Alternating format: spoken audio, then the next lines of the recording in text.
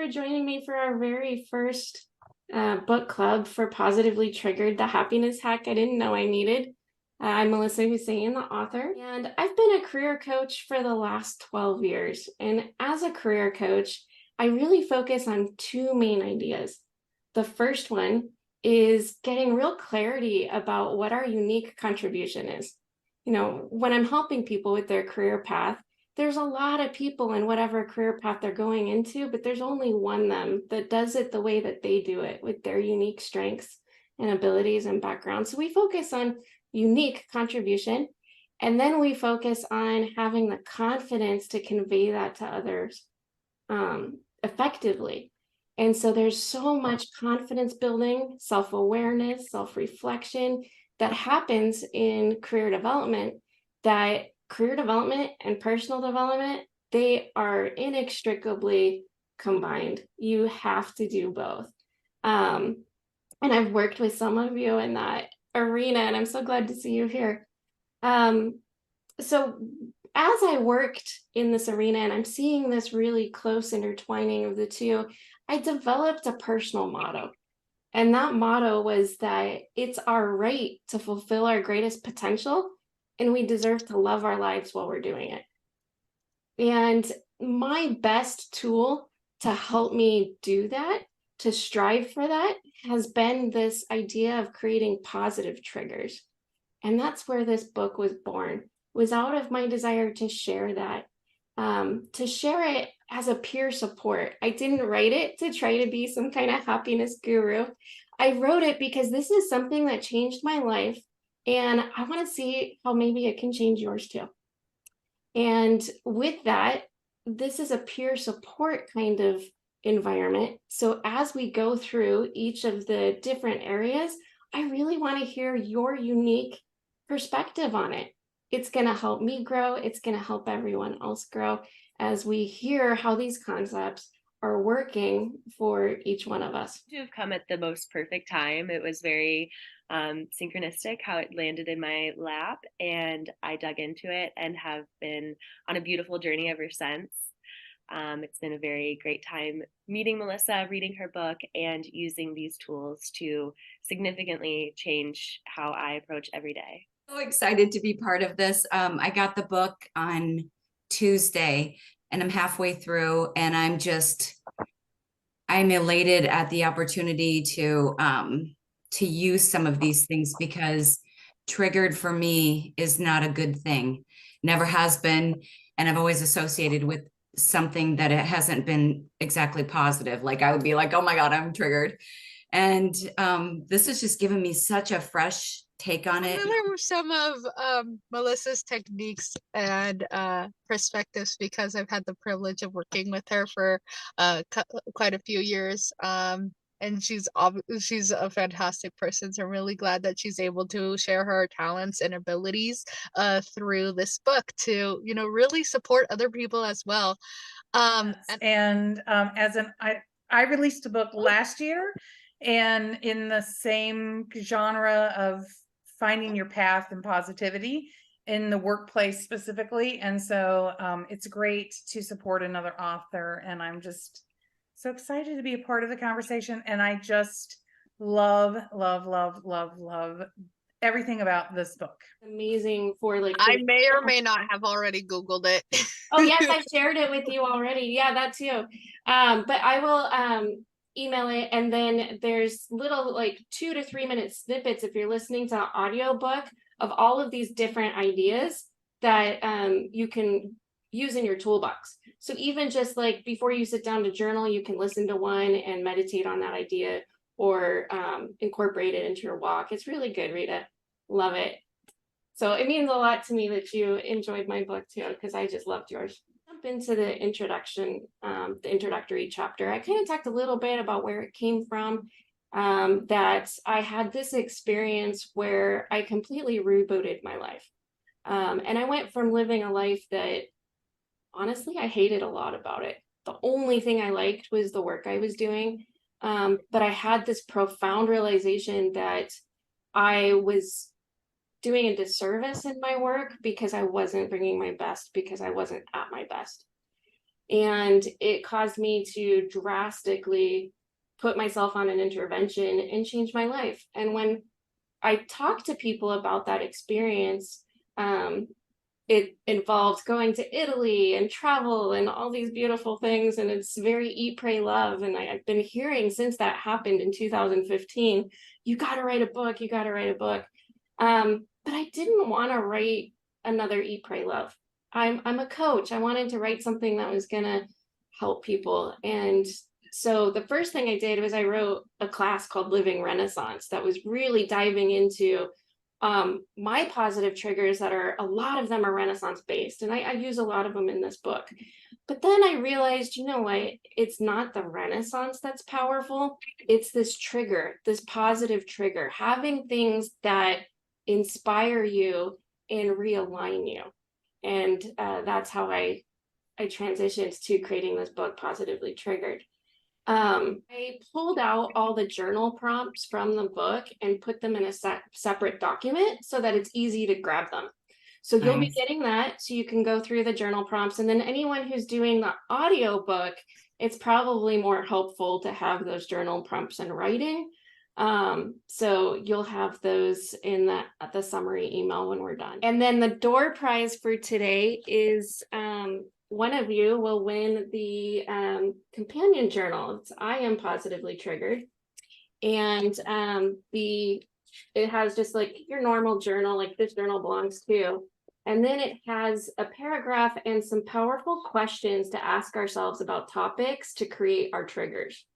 And then some different areas of what kinds of triggers we can create, like triggers that cultivate mindfulness by savoring positive experiences, triggers that help us recognize and discern our inner voices, triggers that improve our physical health and help us thrive. So list of triggers. And then it's got this table of contents that you can fill in. So you can kind of list the different triggers you want to make. And then as you make them, you can list the pages that you've written them on for easy access later. So one person will get that. And we will finish up with that. I'm reading from your chapter. In our chaotic world, we experience chronic little negative triggers that compound against us to bring out the worst in us. It's like so profound. I even got kind of goosebumps out of it. But like, you know, that whole thing, that exercise that kind of goes into that is like, you know, who am I? How did I get here? You know, I mean, really, when you think about it, why are we letting those little things bring us down? Well, we're working so hard, right, to do those positive things. And then when something happens that's not even related, like road rage, somebody else's road rage is not even related to us. So Yeah. how do we, you know, how do we put our armor up on that? Yeah, how do we set those protective boundaries? Absolutely. And there's a whole other genre that I think is so important of like shadow work and understanding where are these negative triggers coming from? What traumas am I carrying? What negative personality traits do I want to work on? And that work is hard. That is hard work. And I think that by creating positive triggers and tipping our balance towards positivity, it'll give us that energy so we can address those things. You know, how can we address those things if we haven't built self-compassion to forgive ourselves for our negative triggers? I learned in my master's program, which is this idea of like system 1 and system 2 thinking. System 1 is like our really like immediate, like our brain kind of autopiloting. And that's where really like our implicit biases or our gut reactions to negative experiences, like an unhappy customer behind us in a line can come in. And then system 2 is more of like it comes in always second. And that's like more of the analytical brain thinking things through. And I'm really seeing that in this section right here that says, my autopilot would take over and my intentions to change would be sabotaged. So I started upgrading my autopilot with intentional reminders for each new idea I wanted to incorporate into who I was and how I lived. I would create a trigger to make it happen. It didn't take long before I was surrounded by things that can be focused on a course to to real change and transformation. These positive triggers help me align even when life bumps me off track. So kind of relating that same idea of like the autopilot being that system one trigger, like the system one thought process that we had in that particular book I read in my master's program. And then as we're putting in more positive triggers, we're kind of slowing down that system one thinking to transition more actively to system two, being more of our natural inclination and being able to really think through a situation. So yeah, if there's Right, I love that you tied it back to these more academic terms of, system one thinking, system two thinking. That really is what this book is about, is it's working on that system one thinking, the things that just happen automatically. How do we make those things serve us more than hurt us? And that's a kind of a good transition into the next chapter, which is the power of triggers and why they work. And it is because it's that system one. They work without our intention. They just kind of are if then programming. If this happens, then I respond this way. And it's powerful because of how automatic it is. And it's tied to survival strategies and deeply held beliefs, deeply held feelings. And that's what makes them so powerful. And for example, they're also really tied to biology and emotions and cognitive tier one thinking, just like Gloria was talking about. So for example, a perfect example of a biological trigger that we've probably all heard of would be Pavlov's dogs, right? They were able to install a trigger that when the dogs heard a bell ring, they started salivating and getting hungry. It was this biological trigger. And they didn't even think about it. They didn't intentionally do it. It just happened.